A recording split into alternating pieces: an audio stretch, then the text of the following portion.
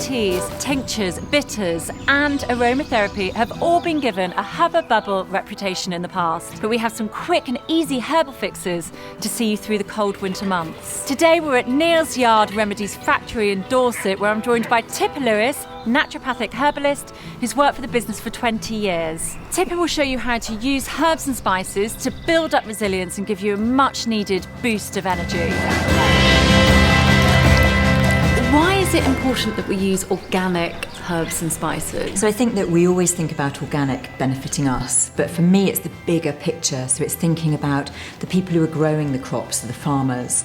It's about thinking about biodiversity, so the wildlife that's available or around on that organic farm. It's thinking about the planet as a whole, so the health and well-being of the planet, literally from the soil that we're farming up to the end product. Yeah. You really can't beat that warming embrace of tea on a cold frostbitten afternoon. What herbs and spices are really good for winter well-being? Oh my gosh, there are so many that I absolutely love to just chuck in a teapot. So classics would be things like ginger and turmeric, cinnamon and star anise. And they're all really lovely to sort of warm you and stimulate you on a cold day when you're feeling chilly. But there are also others that you might go outside and find during the winter months. So things like rosemary, thyme and sage.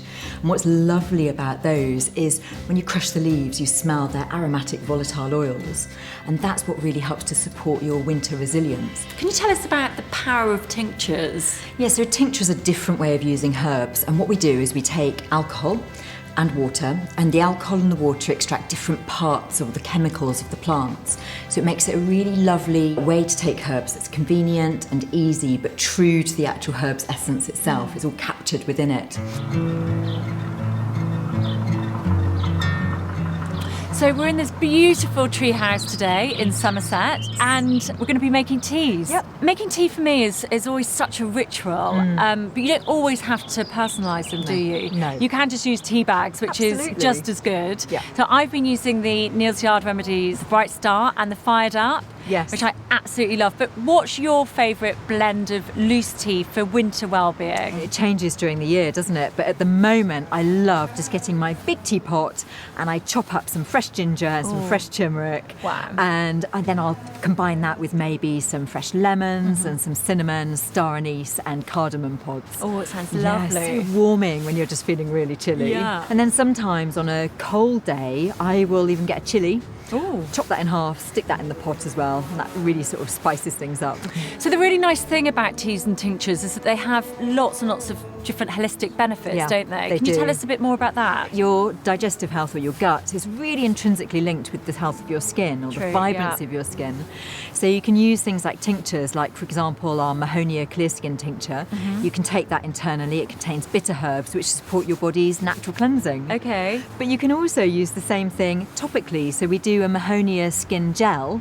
It uses similar herbs and you use it as a little topical treatment on problematic skin. So it really sort of embodies our whole philosophy of inner health for outer beauty. And how can we put adaptogens into our meals? Yeah, there are really so many ways that you can incorporate them, but I think one of the ways that I like to do it most is by making a smoothie. Okay. So I'll do that in the morning and that sort of keeps me going for the day. And what I'll do is I'll use things like maca, ashwagandha and rhodiola, and they help me to sort of have that sort of feeling of calm and clarity, Okay. but also energy and resilience throughout the day. And then I'll combine that with things like oats and bananas and things that have that sort of low GI, so it keeps the energy rolling. And what about, have you got like a yummy hot chocolate recipe to tell us? Oh, yes, seriously, I love hot chocolate.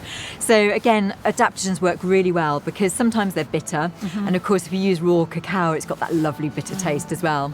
So something really simple like raw cacao, maca and ashwagandha with a little bit of maple syrup, oat milk, and just whisk it up and it tastes absolutely divine. That's delicious.